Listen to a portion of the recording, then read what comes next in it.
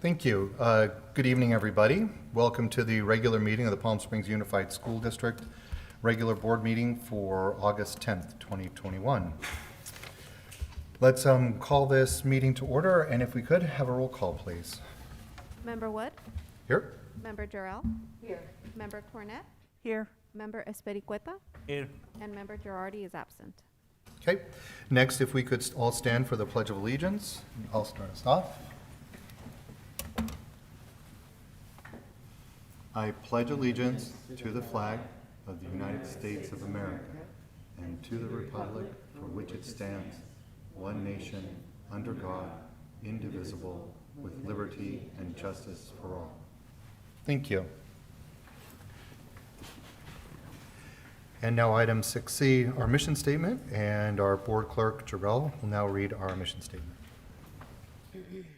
All members of Palm Springs Unified School District are united in our commitment to equity. We create deep, meaningful learning opportunities, build professionalism, and engage parents and community to ensure success for all students. All students graduate with the skills, capacities, and confidence needed to succeed in a rapidly changing world. Thank you. At this time, we'd like to observe a moment of silence for Wilbert Guzman. Mr. Guzman was a special education paraprofessional at Cathedral City High School.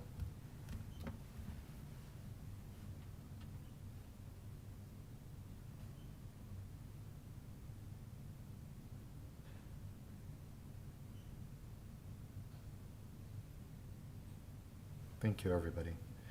Next item is item 7, report from closed session actions. Clerk Jarrell, are there any closed session action items to report? Yes, in closed session, the board took action to dismiss certificated employee number 115768, effective June 30, 2021, and directed the superintendent or designee to send out notification to the employee regarding the board's action. The roll call vote was as follows. Ayes 4, noes 0, abstentions 0, absent 1. Thank you. And next, the approval of the agenda. Can I get a motion to approve our agenda for this evening? Move for approval. Thank you. May I have a second? Second. Thank you. All those in favor? Aye. Aye. Thank you. Motion passes. All right, we're up to item number 9, public comment. All comments are to be directed to the board, be under 3 minutes, and shall be devoid of any personal attacks. Members of the public are expected to maintain a professional, courteous decorum during public comments. Board members do not respond during public comments. So first, Clerk Jarrell, have we received any email comments? Board President Wood, we received 2 email comments which have been distributed to the Board of Education electronically either earlier today and will be included as part of the record. Thank you. And do we have any telephonic comments this evening? Yes, we have one. Thank you.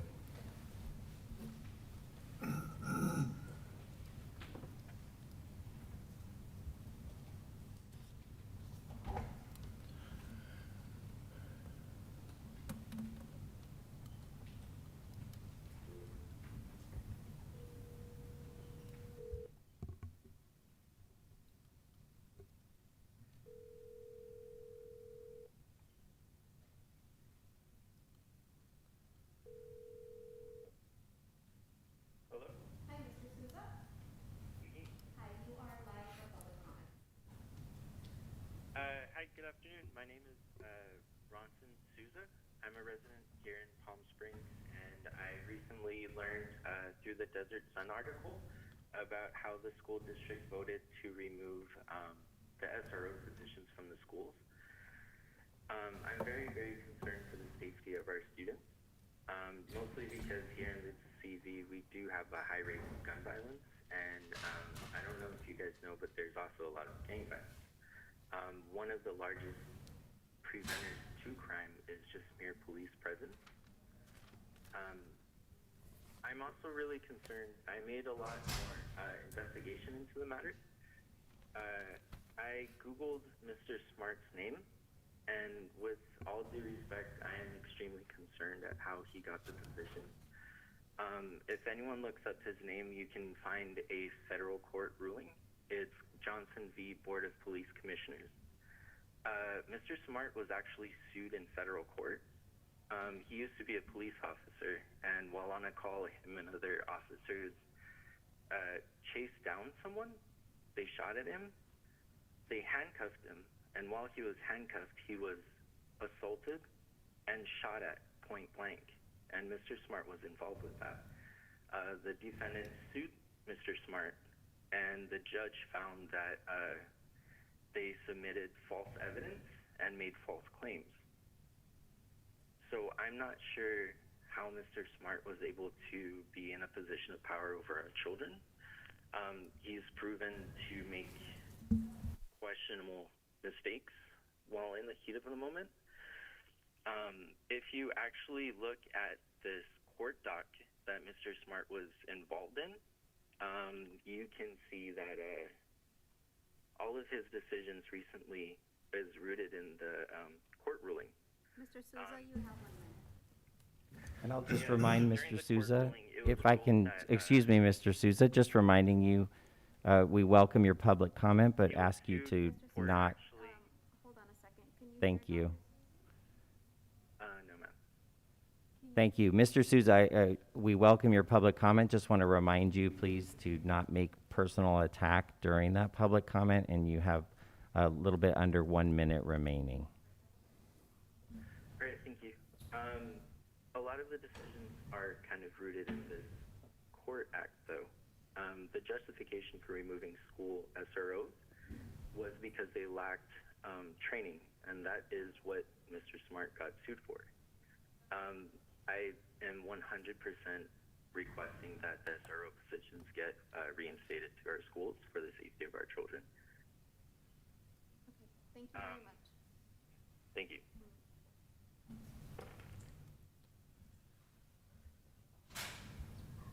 Are there any more telephonic comments? There are no more. Okay, thank you. And next we'll go to in-person public comments. We have 2 cards this evening so far. Those are for people who've requested to speak. If you want to speak, if you could please get a card filled out quickly so that we can bring you up before the end of this session. For the first person, we have Edith Duran.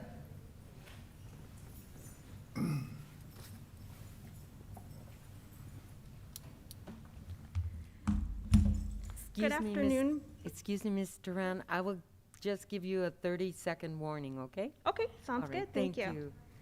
Good afternoon, board members and attendees. My name is Edith Duran.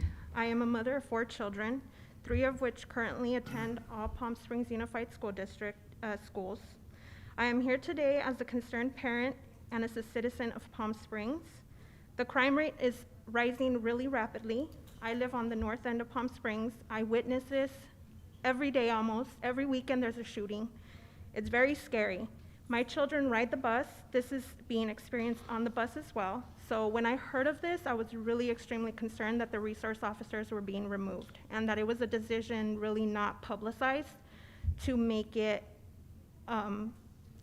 more public so that people were more aware of that decision, that it was on the agenda. With the crime rate rising, safety should be the priority in everybody's mind, especially when it comes to children, not being prejudiced against adults, but children are the priority, especially in schools. After over a year of a positive in-person learning, what was supposed to be an exciting first day of school, which was August 4th, was quickly overshadowed with worry and stress of my kids attending. On that very day, I learned that the Palm Springs Unified School District board members decided to cut funding for the resource officers, meaning the officers would no longer be present on any campus, allegedly due to budget cuts and public perception.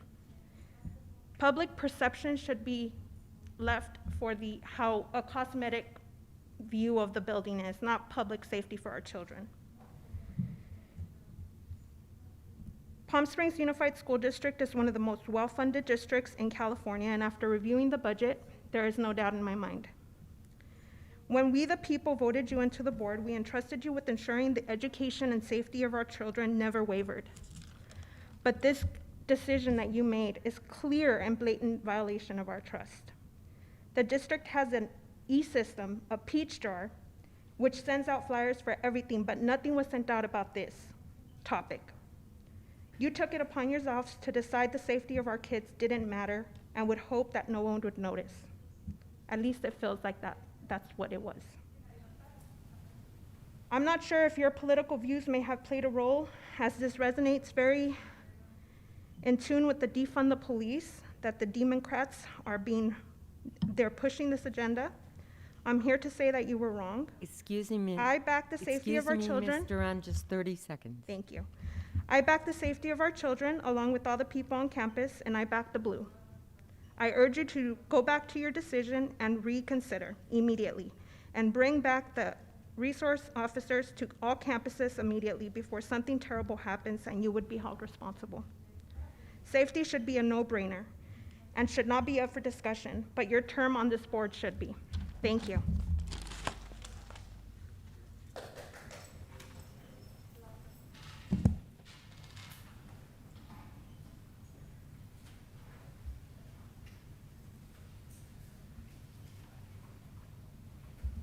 Thank you. Okay, next we have John Parker.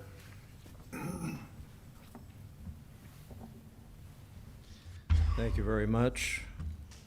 I agree with what she just said. As we're saying the Pledge of Allegiance, we include liberty and justice for all. I think we should probably delete that part. Liberty and justice for everyone, but the children in this case. I'm not going to beat you up about CRT. I'm sure you've heard enough of that. But I would like to talk about masks and vaccines. I notice everyone's wearing a mask, and you know that it doesn't protect against the virus. They're finding that the outbreak that's taking place now is mainly from vaccinated people.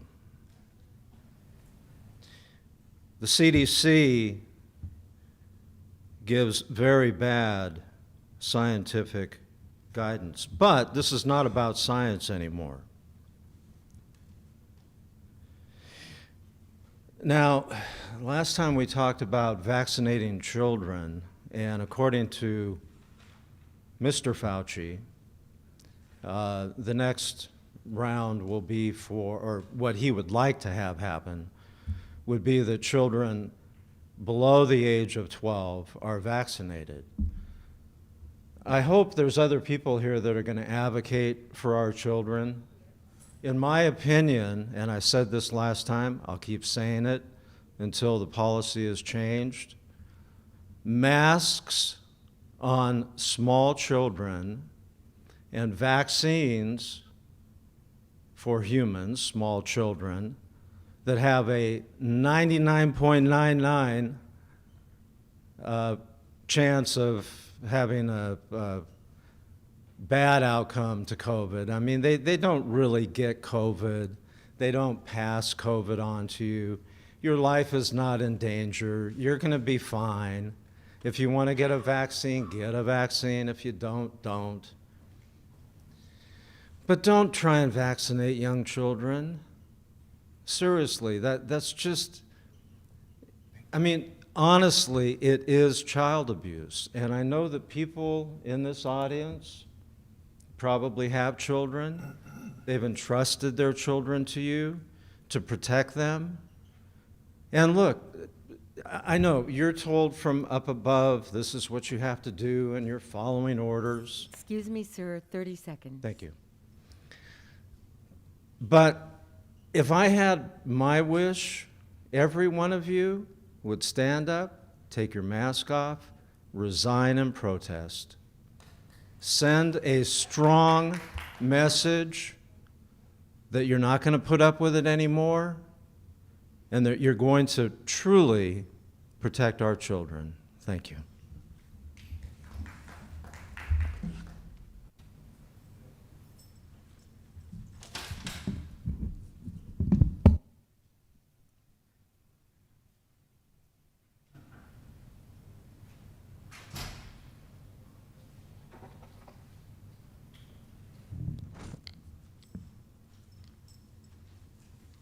Thank you. Next, we have Brittany Tim from Sky Valley. Hi. I actually wasn't prepared to come until I picked my daughter up from school practice. My name's Brittany, and I'm a mother of two, both of which my kids both attend Palm Springs Unified School District schools. I'm here today to speak on the school mask mandates. Our children are being forced to wear a mask for 7+ hours out of the day. That's over 30 hours. My daughter also plays varsity volleyball.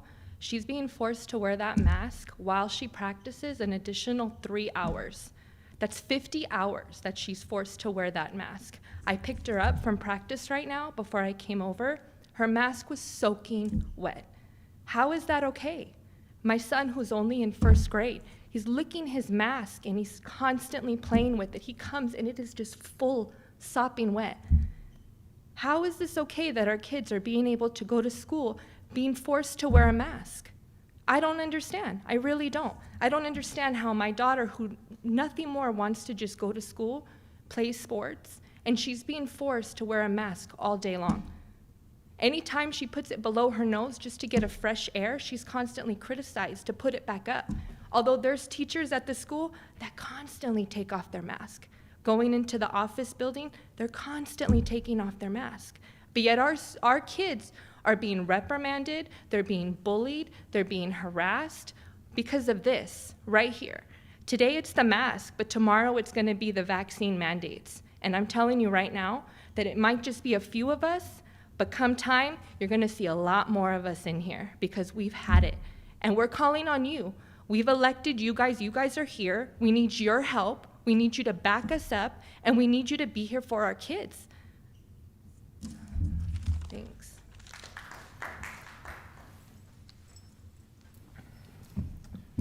Okay, thank you. At this time, we'll move to board member comments. Yes, board member Esperqueta. Yeah, good evening, and I had a few comments. In August 3, I attend the night before school in the Agua Caliente, and they had good attendance, and the principal, school staff, and everyone were very organized. Was a little bit humid and hot that day, but they had good turnout. Also, I want to thank everyone, in the school district that had been part of this safe return. The children, parents, principals, staff, administrator, everyone had doctor's visit. Thank you for all the job that had been done to return children to full day, 5 days a week. Thank you, Johan, for keep the public informed about the whole, everything that is happening in the school district, in the social media, in the newspaper, in the TV. Thank you.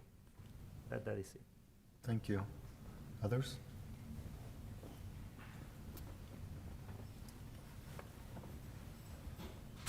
I'll go ahead. Please.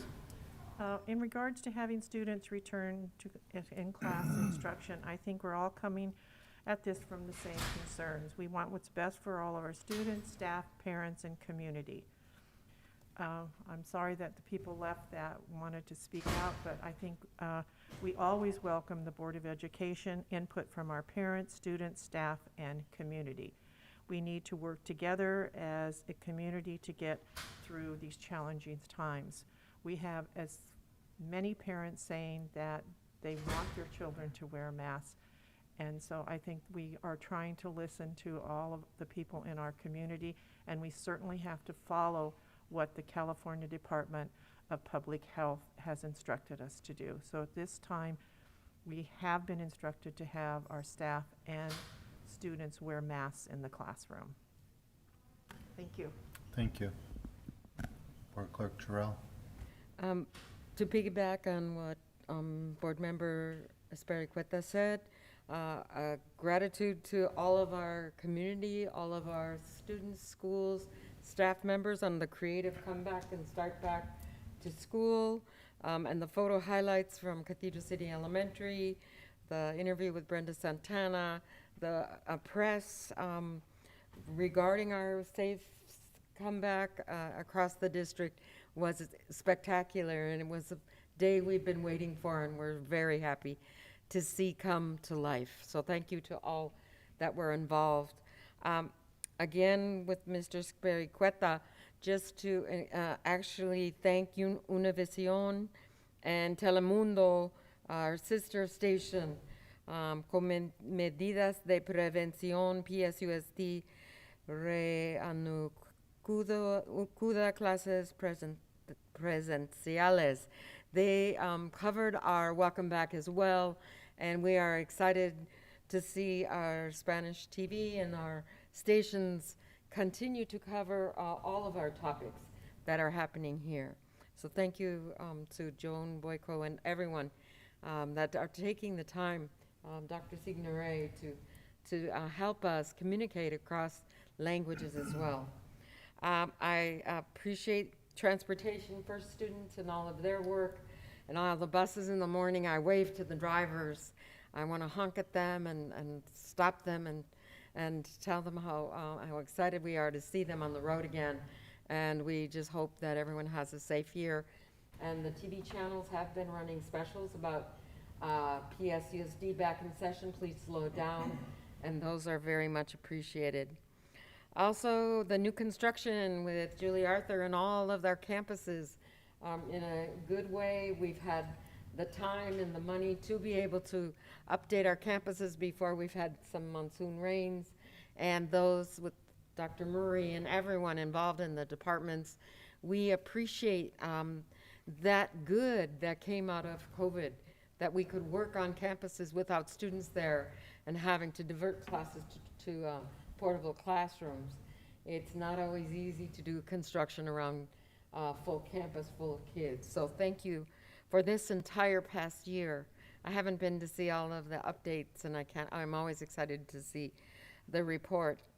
Last Wednesday, we had a superintendent's roundtable with Peter Doubt interviewing Dr. Bailey, Dr. Valentino from Coachella, and of course, our new superintendent, Sweezy.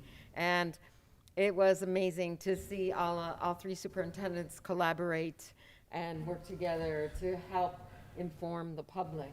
In fact, one principal from another district stopped me and said, your superintendent is always telling the community what information, and I'm so excited for Palm Springs Unified. So that was such a wonderful compliment.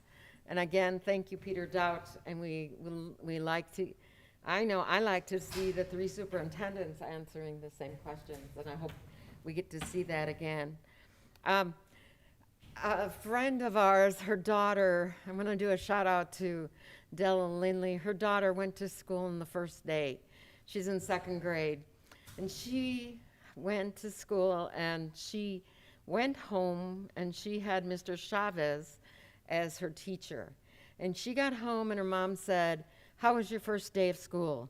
And she said, "Mom, can I go back right now?" And she was so excited about Mr. Chavez and about being back that first day. And I'm sure there's lots of kids and stories that we're not told or we don't know about how wonderful our first days were, our first weeks, and how much this is so meaningful.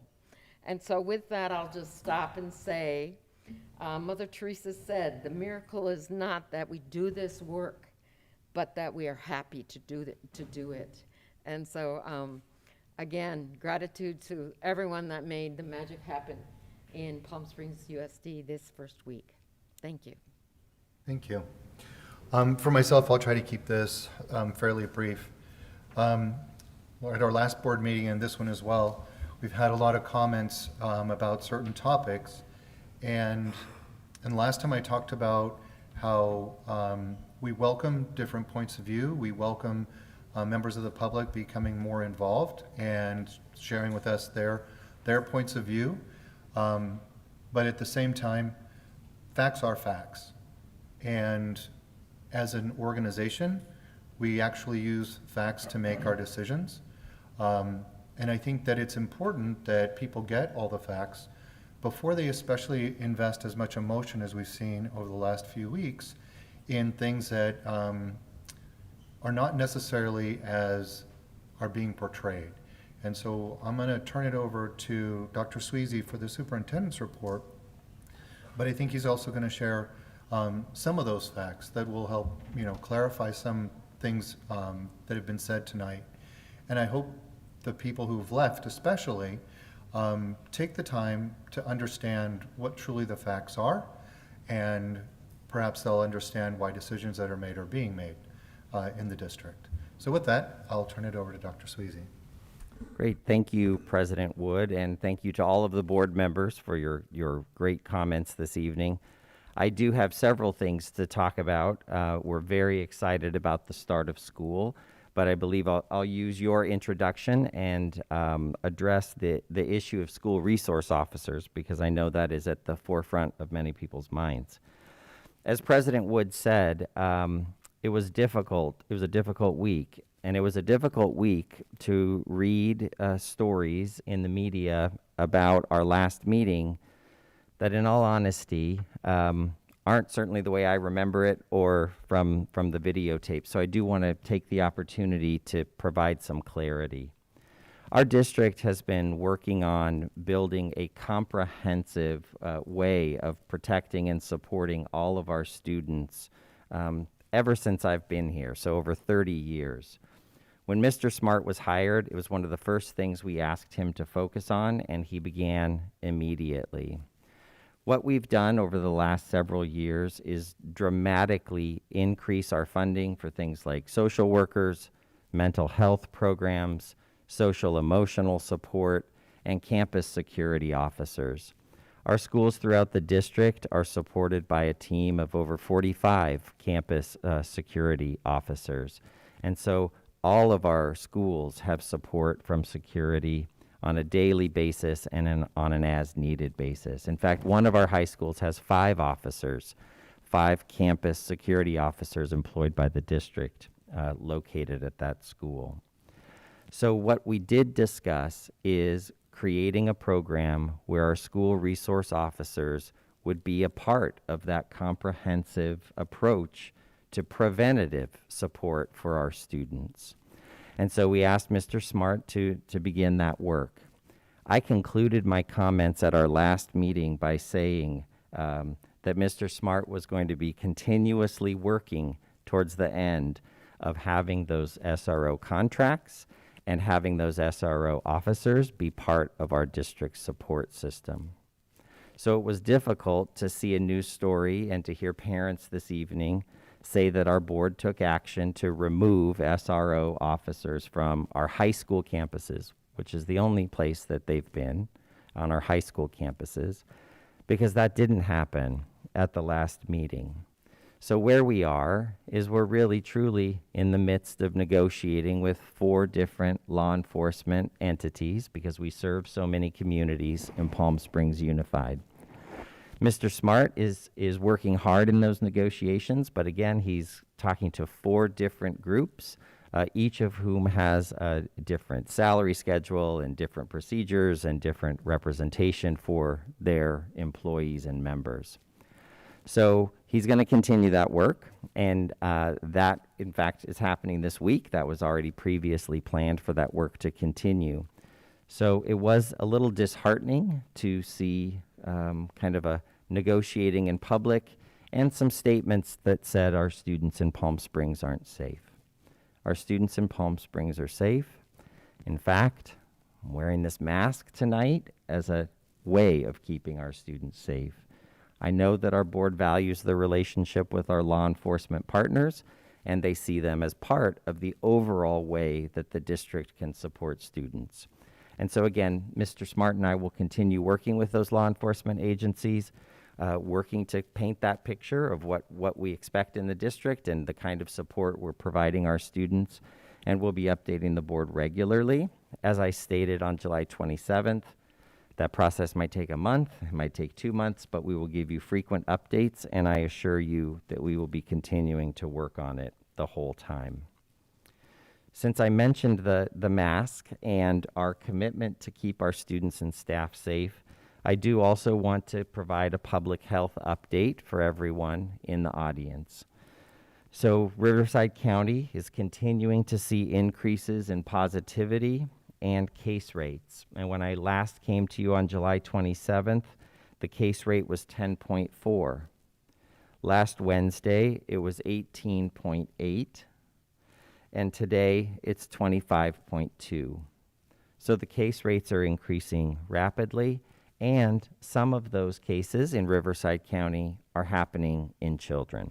And so we do take that very seriously, and that's why I'm going to share some additional information for all of our district staff and all of our families and all of our students. It is very, very important that we all continue to do the self-screening and check ourselves each day. I know we're used to going to work when we don't feel great or going to school when you have the sniffles, but we really need families and employees to really take that self-screening very seriously. Our rates remain low in Palm Springs, but they are there, and the greater Riverside County rates are increasing. We continue to monitor the public health guidelines and trends, and we're working daily to ensure that our school sites are safe places for our students to learn. But we do need continued support of all the district employees and all parents and all students in the district. And so we're going to be sending out a series of phone calls and letters, again, to families and also to staff to remind you of many of those procedures that we need for you to pay attention to every day and what symptoms you should be looking for in the morning. I also want to share with staff and parents again that when we do identify a positive COVID case on our campuses, we complete contract tracing to determine if any other staff or students have been directly exposed. If we identify that your student was exposed, you'll be notified by the school both in writing and over the phone. If your student has been vaccinated and has no symptoms, they can continue to attend school. And as a reminder, we do offer free vaccination clinics throughout this entire month and next month as well for all students age 12 and over. And we really encourage you to take advantage of those. We are also working with our healthcare partners to offer vaccination clinics for our students that need the Tdap vaccination, which is required for 7th grade to enter. We know lots of families weren't getting out over the last few months, so we've been making those Tdap clinics available as well. And those shots are, again, free to all students. I don't want that news about COVID to really overshadow the amazing start that we had in this district. And that start was so amazing because we have over 3,000 employees that work in so many different departments in this wonderful district. And all of us are here to get students in school and have them learning as much as possible in a very, very safe way. So thank you to every district employee. We're one of the first districts to open, and as we know, other districts always watch what's happening in Palm Springs, and so we have welcomed back over 20,000 students in the last week. Cabinet and I were out visiting every site on those first days, and the campuses look amazing. The teachers are so happy. The entire school staff so motivated to support each and every student and parent. And the students, again, could see the smile beaming even underneath the mask. So many kids and so much excitement in this district. And so I don't want that, those warnings, again, about how we have to take the current public health conditions so seriously to overshadow the amazing start that we've had in this district. And a big thank you to all of the students, staff, and families, and of course our school board who worked so hard to make that happen. I also would like just to take a minute or two to continue to update you on my 100-day plan. So I'm now officially in my second month as the superintendent of this district and couldn't be more proud. I've been meeting with people again from across the entire district in so many different departments and sites, and hearing from them all of the things that make this such a wonderful district and all of the areas that we need to continue to improve upon. We're aware of our strengths, but we also know the pressing challenges that lie ahead. And so thank you to everybody who's reached out, and I've really enjoyed those meetings, and I will be continuing them as far as my calendar can see. So Erica is very busy making sure that I'm able to meet with as many people as possible. So with that, I think I'll turn it back over to President Wood. Thank you, Dr. Sweezy. I do want to take one moment to make sure we are absolutely crystal clear with everybody, and that is this. We voted to pass a budget that included funding for SROs. I want to make sure that everybody is very clear about that. We've also passed a budget that includes funding for mental health programs and social programs to help do some preventative measures for our students that might provide any kind of issues on campus. It's a preventative approach, and it's also a very well-funded approach.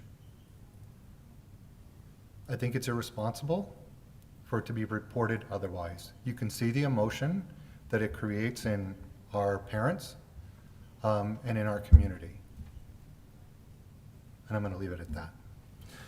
All right, next item, public hearing, 12A.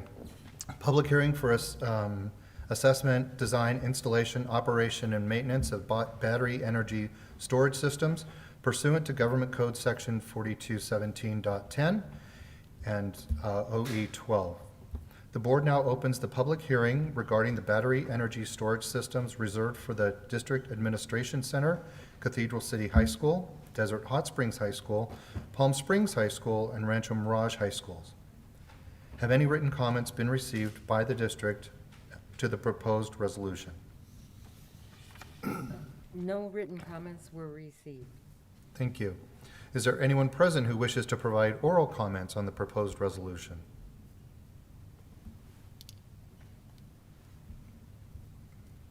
Okay.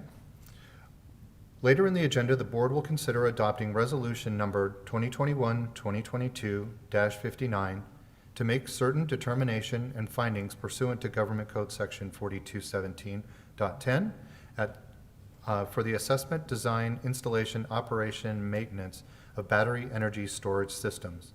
Since there are no comments, I'll declare the public hearing now closed. All right, board action items. 13A, approval of monitoring report governing policy OE2. So this is approval of monitoring report governing policy OE2, emergency superintendent succession.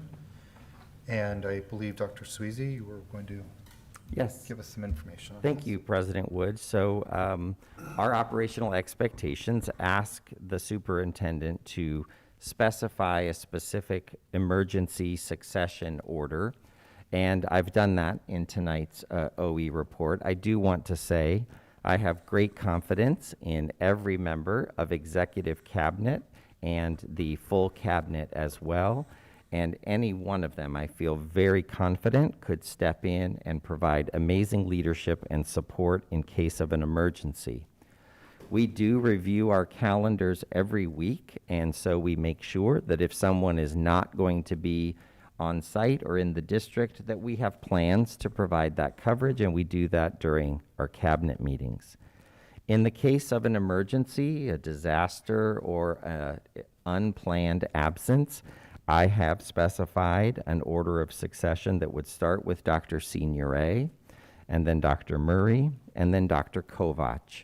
After that, we would be going to our Executive Director of Student Learning, Mr. Mark Arnold, and then finally to our new Executive Director of Student Support Services, Laura Musial. So again, I feel very confident in every single member of our amazing cabinet team, but I present this to you this evening as our emergency succession order. Thank you. All right, can I get a motion to approve 13A OE2? Move for approval. Thank you. In a second? Second. Thank you. All those in favor? Aye. Motion passes. All right, 13B, approval of the 2021-2022 45-day budget revision from the June 22nd, 2021-2022 adopted budget. And I believe, Dr. Murray, you're going to help us with some information here.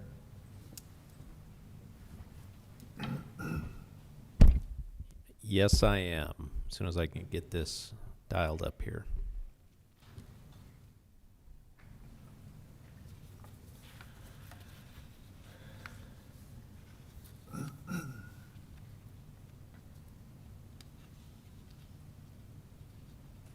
Okay.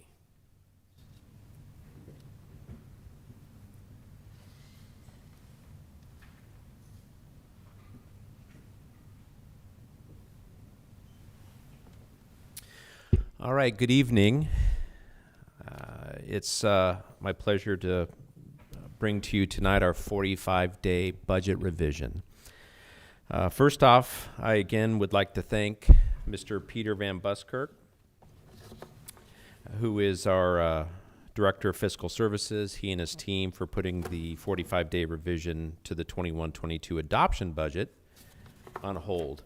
And so the revision consists of about 14 different papers. It's not that huge SACS report that we typically bring to you. It's just a minor change there. So Peter and his team do a fantastic job, and I appreciate their work very much. Unfortunately, Peter's a little under the weather and is not with us this evening.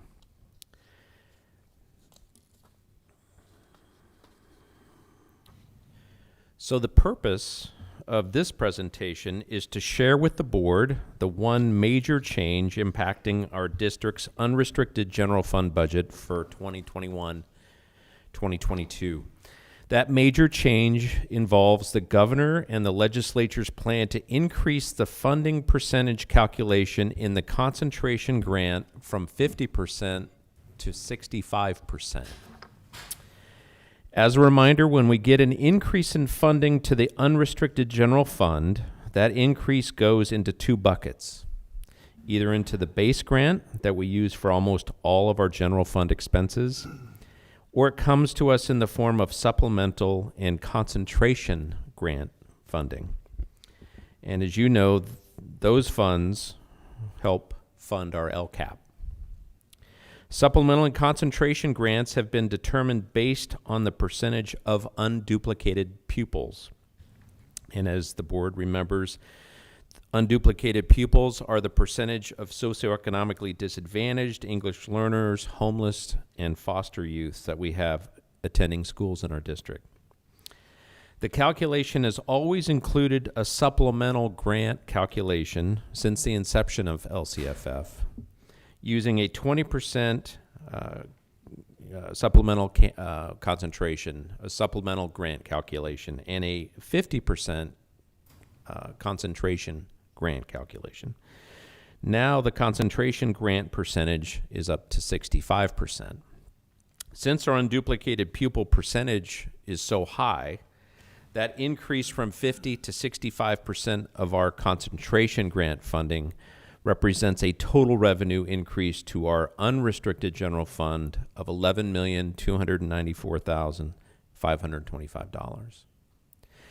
And that increase is reflected on the following slide. But at first, I want to, again, just show the board what you're seeing in front of you on this slide. Shows, and what's highlighted in yellow shows a deficit budget of about a little over $7 million, $7,103,296, which means our expenses exceed our revenues. Again, this was for the adopted budget, and again, that was based on the best information that we had when we put the budget together in June. So if we look at the next slide, you can see what the impact is of adding $12 million to our unrestricted general fund. It turned that negative $7 million into a positive $4.1 million. So just a small increase in the concentration grant funding from 50% to 65% is what made that increase. So to summarize this revenue increase, we've included this table for you to reference. You can see it's broken up into PSUSD as well as the charter school. The base grant amount, the new amount of $186,125,499, and the old amount is only $9,222 less. So this increase in the concentration grant funding really had little impact on our base grant. Again, the base grant is the grant that we use to really fund almost everything outside of the LCAP that's general funded in our district.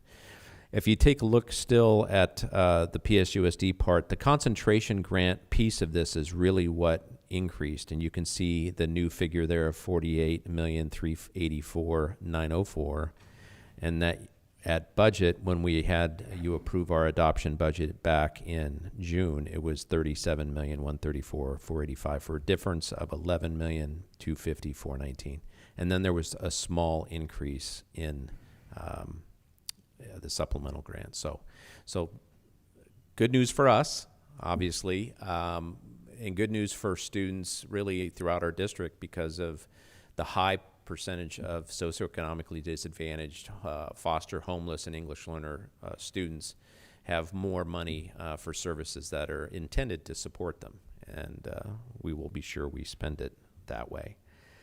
And then lastly, there you can see the small increase that Cielo Vista Charter is getting to. So in summary, again, additional state revenue of $11,294,525 in our unrestricted general fund. Our 45-day unrestricted general fund budget went from a negative to a positive, which is always great to report. And then again, of the $11,294,525, $11,285,303 is additional supplemental and concentration grant funding, again intended to help fund the LCAP, and a tiny increase there of $9,222 to our base grant through the calculation. And then lastly, Cielo Vista is receiving $368,183 in additional LCAP funds for them. So. And that's it. Any questions or other concerns that anyone may have that I can answer at this time? Questions? No? Great. Thank you, Dr. Murray. You're welcome. May I get a motion to approve 13B, revision from the June 22nd, 2021-2022 adopted budget? And made the motion to approve. Thank you. And a second?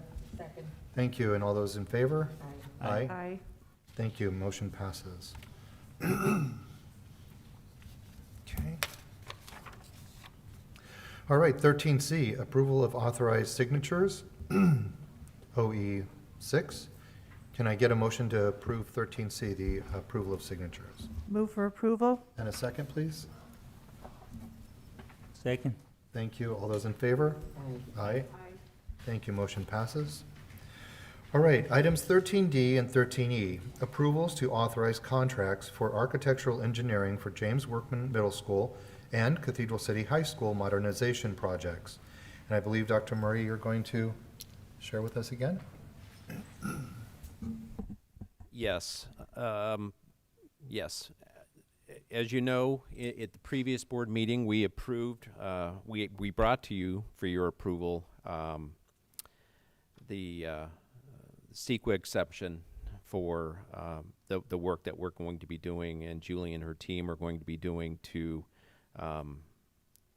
start the remodel, the modernization rather, of James Workman and Cathedral City High School. So 13D and 13E tonight is the next step in the process. So what we're asking you to do is to approve the architect that will plan and present at some point in the future what our vision will be and your vision for that remodel. So what 13D and E do is authorize Baker Nowicki Design Studio to do that work. And so it's just the next step again in our process.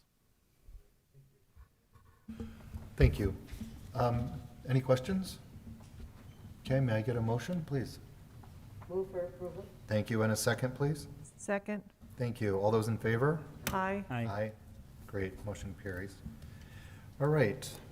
13F, approval of energy efficient design build services contract for PowerFlex systems for Rancho Mirage High School, Palm Springs High School, Desert Hot Springs High School, Cathedral City High School, and the District Administration Center. Dr. Murray, Yes. you're popular tonight. Yes. And thank goodness Julie's in the audience too, if there's any questions, technical questions that I can't answer. Part of the public hearing earlier was to show that by adding these energy efficient batteries, that it's worth the public's interest to do that to save money in the long run. And that's exactly what we're showing, that will actually happen. So what we're looking at here with this is that we're asking you to approve the contract with PowerFlex Systems to do that work, to install the batteries in our campuses and here at the District Administration Center. No? Move for approval? Thank you. And a second? Second. Thank you. All those in favor? Aye. Aye. Thank you. All right. Make sure we got this one done. Okay. Item 13G. Items 13G and 13H, adoption of resolutions number 2021-2022-59 and 2021-2022-65. Can I get a motion to approve those two items, please? Made them. I moved. Thank you. In a second? Thank you. All those in favor? Aye. Aye. Thank you. Motion passes. And now we move on to 14, Superintendent's consent items. Superintendent's consent items 14A through 14L. Can I get a motion to approve those items, please? Move for approval? Thank you. In a second? Second. Thank you. And all those in favor? Aye. Aye. Motion passes. And now board consent items 15A, the approval of meeting minutes from June 27th, 2021. May I get a motion? Move for approval? Thank you. In a second? Second. Thank you. All those in favor? Aye. Thank you. And I Motion. have to abstain because I was absent. Thank you. And one abstention. Motion passes. 16, information, none. Suggestions for future agendas. Anyone? So I do have one, and that's something we talked about earlier in the week, Dr. Sweezy. That's the cyber and data security. And I believe we need to figure out timing for that. Yes, definitely. Will Carr and his team have prepared a presentation, and so we'll just need to look at the board meeting calendar, and we can add that presentation any board meeting evening that you would like. Okay. Is there an evening available? I mean, I don't know if we have the calendar with us or we need to do that right now, but I guess you guys can look at it tomorrow Yeah, and get back to us with, maybe there's an evening without a study session, or, I'll look at the next one without a study session and then give you guys a date by Okay. tomorrow. Does that great, work? Okay. thank you. thank you, thank you. Anything else? Okay. Setting for the next board meeting. That will be the next regular meeting, August 24th, 2021. And now debrief. Anyone? What do you got? Nothing? All right, then in that case, pardon me? Did you have something? No. Oh, sorry. Okay, and so last item, adjournment. Can I get a motion? Move for approval? Thank you. A second? Second. All those in favor? Aye. Aye. Aye. And we are adjourned. Thank you, everybody, and thank you for the audience for attending.